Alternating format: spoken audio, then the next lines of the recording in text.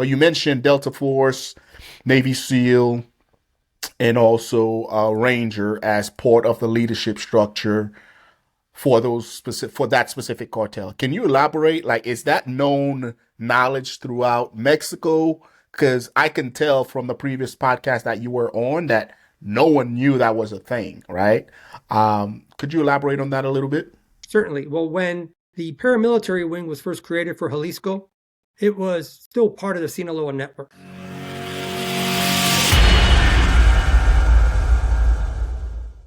What's going on, guys? Welcome back to Beret Chronicle. All right, today I have a special guest on. As all this talk is developing around the Mexican cartels, because there's multiple cartels, I was ignorant of that fact, and the U.S. going to war with them. I wanted to bring on Pierre just to discuss this in length. Pierre, for the folks that don't know who you are, man, please elaborate on your history, how you got where you are, what you used to do. Because that's one thing I love about the internet, man. Everybody is so quick to say, oh, this dude's a plant. This dude don't know what he's talking about. This dude is ignorant of, of what we as the U.S. are capable of. And they have no fucking idea what your background is, what you used to do. They're just fucking behind the keyboard, just talking all that crap. So if you don't mind, please take over and let us know exactly who you are. And we'll go from there. Yeah, hello, my name is Pierre Rossini. I was charged with operating a criminal enterprise under the federal drug Kingpin statute. I was prosecuted for participating in multiple drug conspiracies involving some fairly significant drug activity. I spent over 2 decades in prison. I was released last year. And so I'm from Los Angeles. Los Angeles has served as the principal base of operations for the Sinaloa cartel for the past 35 years. And throughout the course of the conspiracies underlying my prosecution, there were key operatives within the cartel's American-based distribution network that operate and supplied much of the product in multiple contexts. After I was convicted, sent to prison, I, as a Latino, but that's not Mexican, with fairly high-level connections, I was always welcomed within the Mexican prisoner population. This is primarily the Mexican national group, as opposed to what is considered like American Chicanos. That's an entirely separate group. So although I'm Brazilian and by heritage I'm Italian, so I was accepted within the Italian-Israeli car, I'm actually culturally closer to the Mexicans, only because all the Italians and the Jewish guys were mainly mob guys. And so I got to spend quite a bit of time with the Mexicans to the point where I essentially lived with them for 20 years. So I've gotten to know the men very well. I understand how they think. I understand narcoeconomics. I understand their culture and how they approach their decision-making, how they view themselves, and how they view the threat posed by the American government. Because the perception is very different than the reality. There's a significant disconnect. And that's why I've been invited to appear on a number of podcasts. After I got released, the last few years I got involved with writing. I've had a little bit of success. Some stories have been optioned in the Hollywood area. And one of my best friends has a podcast. So that's what led me to get involved with appearing on podcasts. Basically, I was just doing it to help him out create content. And that led to companies contacting me saying, hey, we want you to come speak for law enforcement groups. We want you to come speak for prison groups. We want you. So it essentially just kind of spiraled into something that I'd never really anticipated. Prior the last 6 years of my incarceration, I was with the Veterans Reentry Program, the FCI Coleman Low. I served as the coordinator for 5 years. Well, I already had employment lined up with the VA. And so when I got released, unfortunately, I got to the halfway house, they wouldn't let me take that job. He said, hey, you're still technically a prisoner. You can't go to work for the government or the VA. Consequently, I was scrambling to create something for me while I was stuck for that extended halfway house placement. And I got involved with creating content for podcasters, which is ultimately what resulted in me coming and speaking before audiences. I mean, I'm an introvert by nature, so I'm not too comfortable speaking like this. But with respect to why I would get involved with contacting, for instance, the gentleman on this podcast and other military-themed podcasts, is because I started hearing people making statements that, quite frankly, there was a little too much happy talk on social media. The situation is very different than how people expect. I keep hearing guys talking about like they're going down there to fight, Pancho, the local weed dealer selling dime bags at a neighborhood tavern. Well, that's not the composition of the groups at all whatsoever. And quite frankly, my main concern has always been that there's a significant disconnect between the senior level bureaucrats that populate the higher levels of the executive branch agencies and the individuals that are their adversaries. The career bureaucrats tend to be trained, highly educated people that go to Ivy League schools, and they're very intelligent, but they have no street smarts. And so when you're dealing with an adversary that survives on street smarts and has a highly attuned sense of survival, the plans that are oftentimes conceived of, and I'm not saying that they're malevolent, they're just not qualified given the nature of the adversary, which is why we found ourselves in such unfortunate circumstances, either in Afghanistan or in Iraq. We didn't lose a battle in Afghanistan. And yet today, the flag of the illiterate goat herder is flying over every flagpole in that country. Absolutely. After we spent $2 trillion. Yeah. I've had enough. I have advised and counseled hundreds of vets. One of my best friends is an Army veteran who served 2 combat tours in Afghanistan. I've had an opportunity to experience what they had to go through simply because it was the heart-wrenching stories as I was preparing their packages for the VA. And I understand, and I've heard from so many of them, like, hey, they didn't lose this conflict. The senior level career bureaucrats coming up with these ridiculous policies are creating circumstances that are just not tenable given the nature of the adversary. And prior to Mr. Trump taking office, I began seeing a lot of this type of talk again, where we're going to either collaborate with our partners in the Mexican government. Come on, man, that's absurd. That country, there's systemic corruption throughout that government. And the nature of the adversary. And so I said, you know what? I reached out. I started contacting a few podcasts, one of which, of course, was the other platform that I was on recently. But our initial conversations were back on December 16th. And so a number of my concerns have actually been obviated because now that Mr. Trump has actually taken office, I can see what his strategy is, and he's maneuvering the pieces. Yeah. People think what is his strategy? His strategy, if you don't mind me asking. No problem. I'm convinced his strategy is to, one, he's targeting the Mexican government. Because these organizations, let's start at first principles. When I'm speaking, I'm talking primarily about the Sinaloa cartel. Now, there are 9 cartels in Mexico. A second cartel, Jalisco New Generation, was born out of Sinaloa. So essentially, their American operations are mirrors of one another. In Mexico, they're fundamentally different structures. But in the United States, they essentially, Jalisco just basically copied Sinaloa's operation. The 2 organizations are essentially mirrors of one another. Now, a drug organization is a collection of men who have come together to make a living by trafficking in controlled substances. A cartel, on the other hand, is a collection of organizations that come together.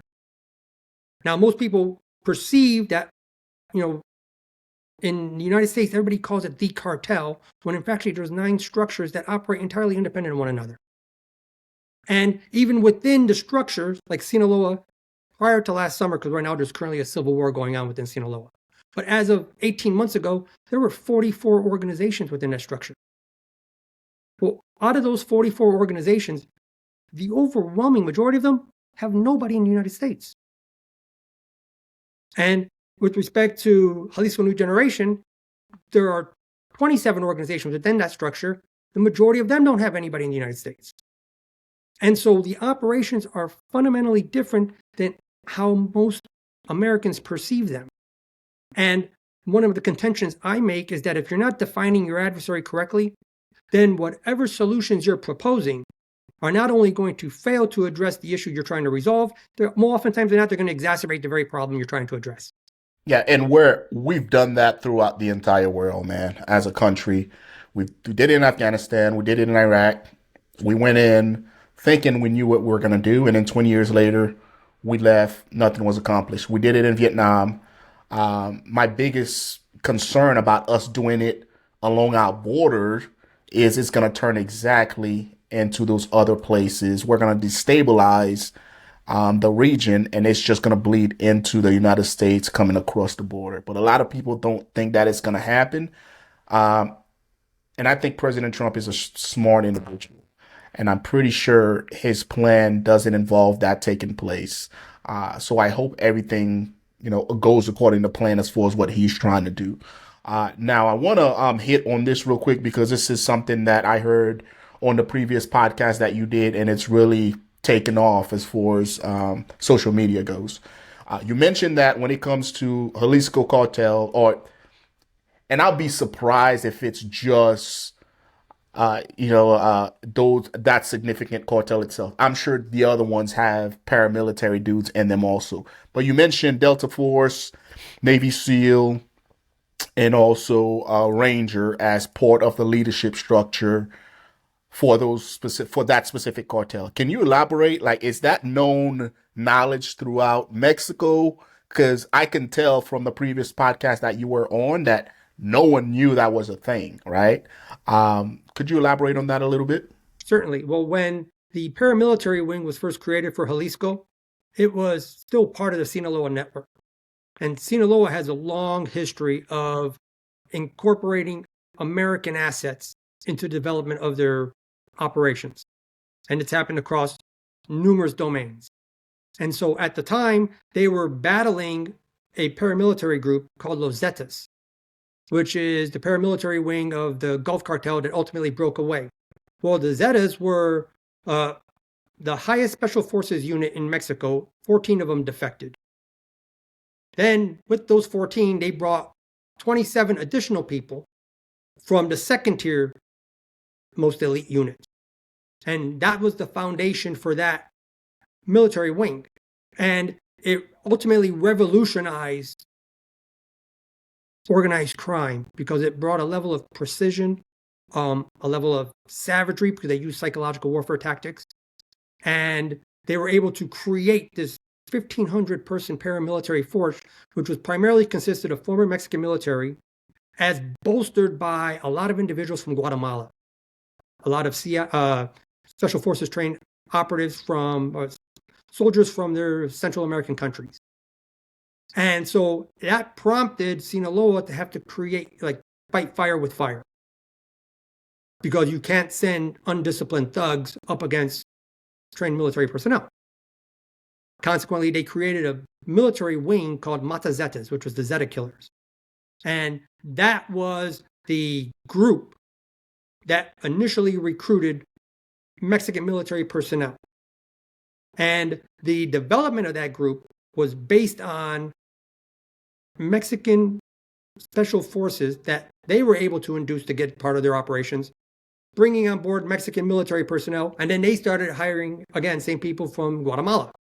And so that information concerning Jalisco building that military wing, yes, that's common knowledge throughout the higher level trafficking community. The reason why I know the specific composition of the four guys is because one of my best friends is an Army Ranger who, after serving in Afghanistan, got involved with trafficking, and he was recruited. He ultimately went on to become a multiple ton player. And once he was down in Guadalajara putting together some transactions, they're always on the lookout for Americans with special skills. Like, they don't really need Americans to distribute their product. They need Americans that are either pilots, chemists, truck drivers, hackers. And once they discovered that he had military training, they were like, hey, they want weapons, they want equipment. And so I had an opportunity to really learn from him because he said he actually spoke with two guys from Army. And so they were trying to induce him to come on board. And he wasn't trying to do that. He was just down there buying product. But his relationship with them, from what he explained to me, is they were recruited through the Guatemalans, because the Guatemalans and Sinaloa have a long-standing tradition of working together. And a lot of our men go down there for training purposes. So, men are men. They start drinking beers afterwards. They start developing respect for each other. They develop a relationship. And once those Central American forces end their service for their country, they have a skill set that they don't lose, that is in very high demand. And the thing about Sinaloa and then, of course, Jalisco, they have no qualms spending the money for that kind of specialized skill. Oh, absolutely. And it's no different than us here in the United States. As a Green Beret, once I retire, if I want to go contracting for, Triple Canopy or any of these different places that exist within the United States, they're going to pay top dollar for that skill set. As I think about it, I was like, man, like it's no different than all the folks in Central America or Latin America that we, as Green Berets, go down there to train. Like, what happens to them once they get out? We teach them to be as close to us as possible as far as lethality, and now they're 20 years deep. They retire.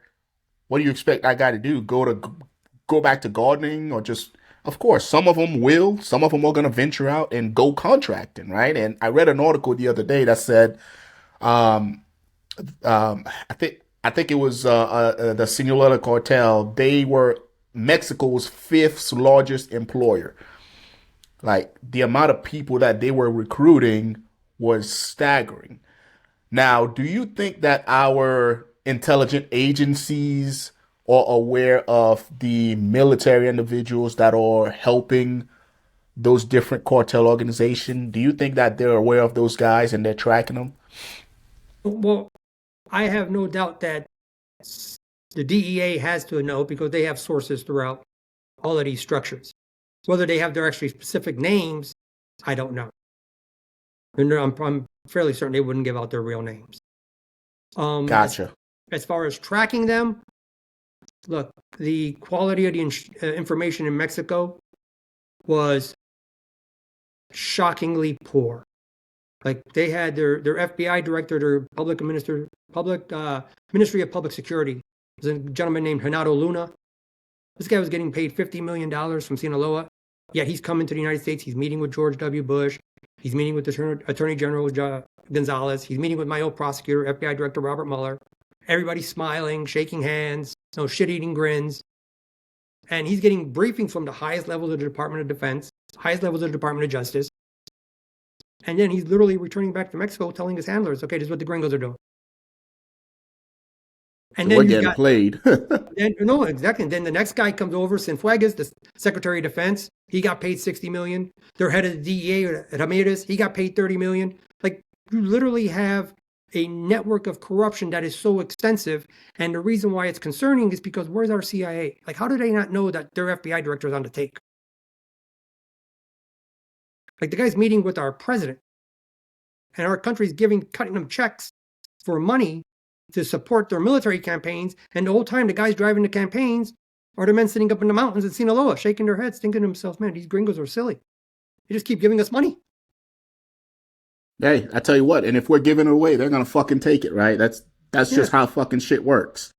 Well, So, here's another question for you, and then we'll I'll wrap this segment up.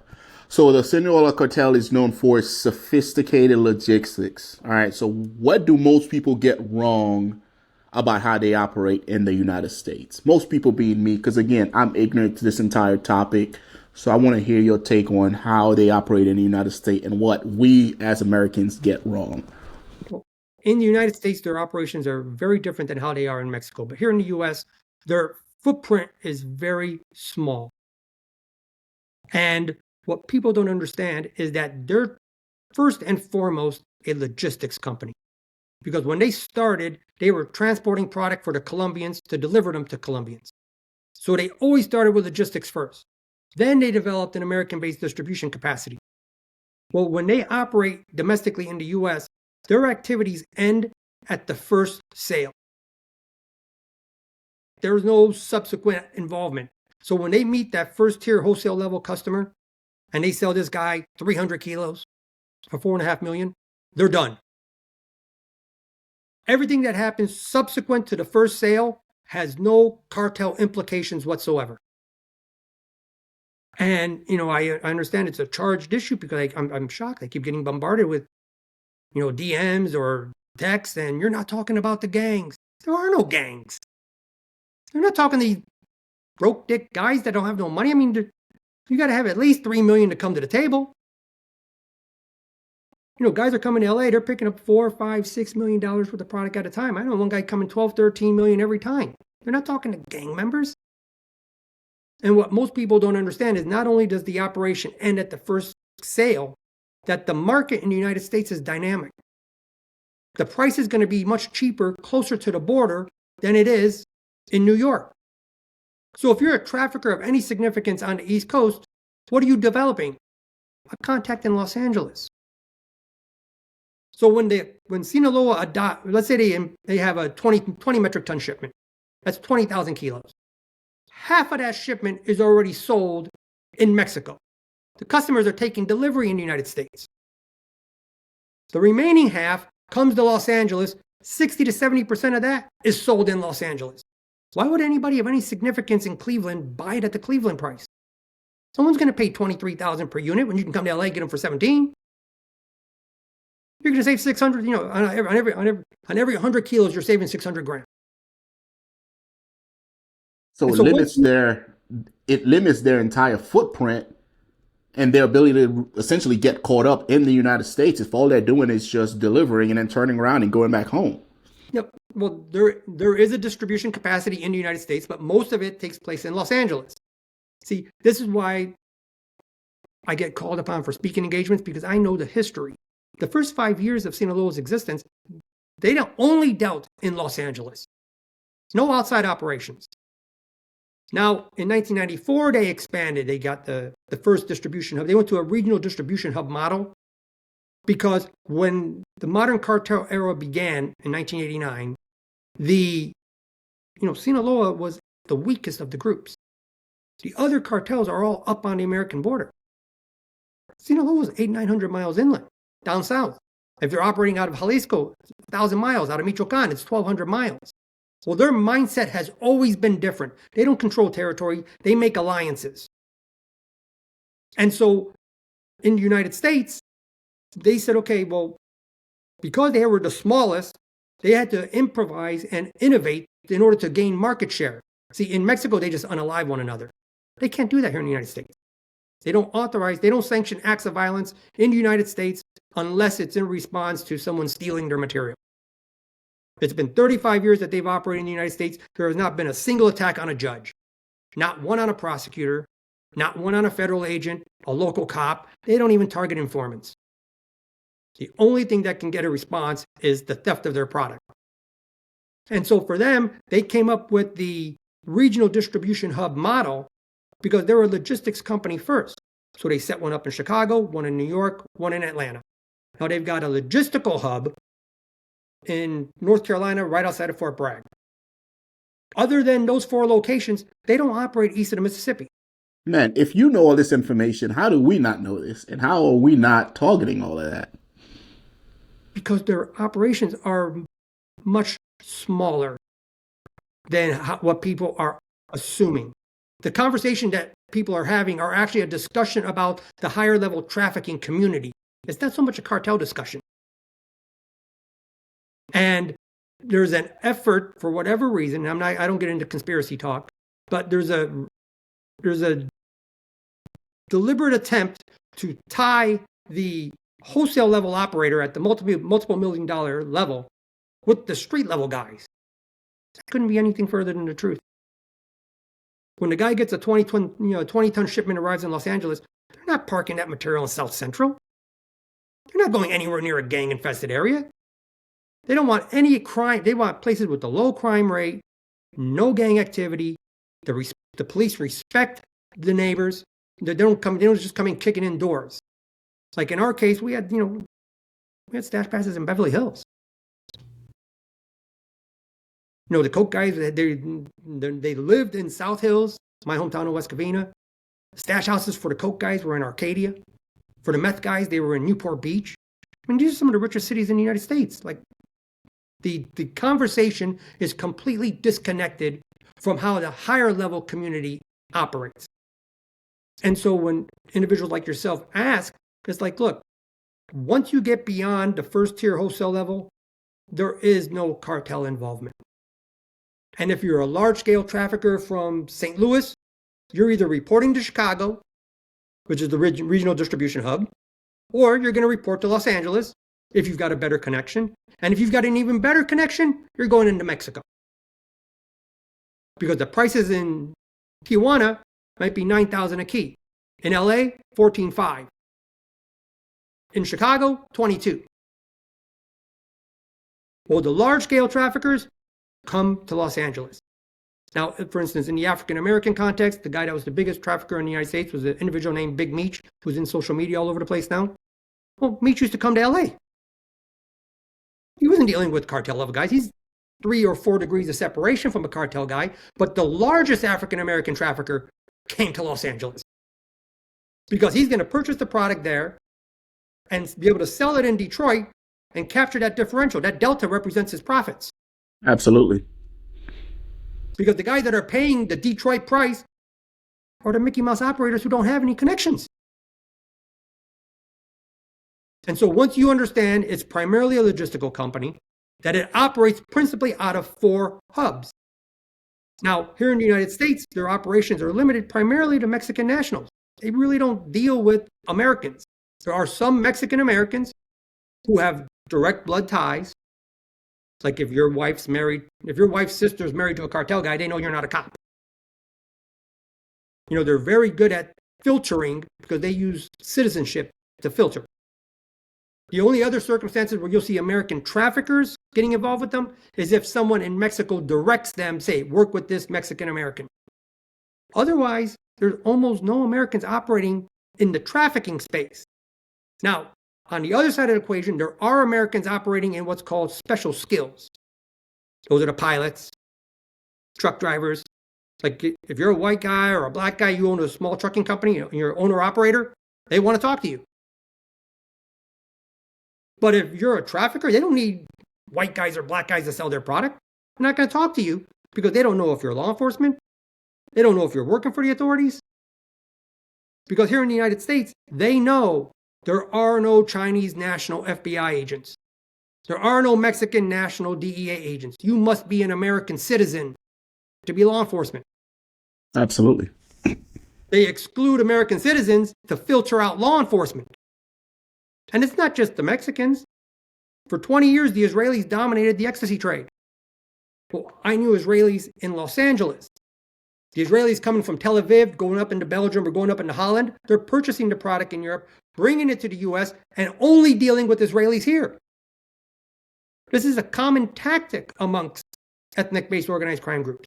That, and they can always, I feel like it also gives them a level of control that they wouldn't have on individuals that are from here, because if somebody that's of Mexican descent messes up, they can always go track that family lineage down in their home country and do harm to them. Well, before they allow you to open up an account, they're going to get all that information. Just in case they need it, right? That's the security. Because at that level, everything operates on consignment. So if you pick up 300 units, you owe them $4.5 million, and they'll say, how much time do you need? Give me a couple of weeks. Well, as long as you pay the money, you're not going to have any problems. But if you tried to rip them off, well, they know where your family is. There's almost no theft at that level. In 5 years, I never had a firearm in connection with any transaction. Never. I never saw nobody with a firearm. You go to stash houses, they have 500-600 kilos there. He's got no. This image has been created through people either watching, The Wire or watching movies. That's just not how it operates at all. It's funny you say that, man. It's like people watching war movies, right? They have this notion in their head of what a gunfight looks like, what an actual war battlefield looks like and different things that takes place. And then someone like me that's actually been to war, like I don't even watch war movies anymore because it's like, man, they don't fucking get it. This is nothing like it at all. So it's funny that you say that, but I'll ask you this last one, Pierre, and then we'll wrap this segment up. Are you worried about blowback at all from all the information that you're sharing on social media about the different organization and how they operate? Are you worried about anybody fucking with you or? No, look, the information is well known throughout the law enforcement community. Quite frankly, most of the guys, they get knocked. When they do get busted, they go to prison. Most of them plead guilty. They just lay everything out.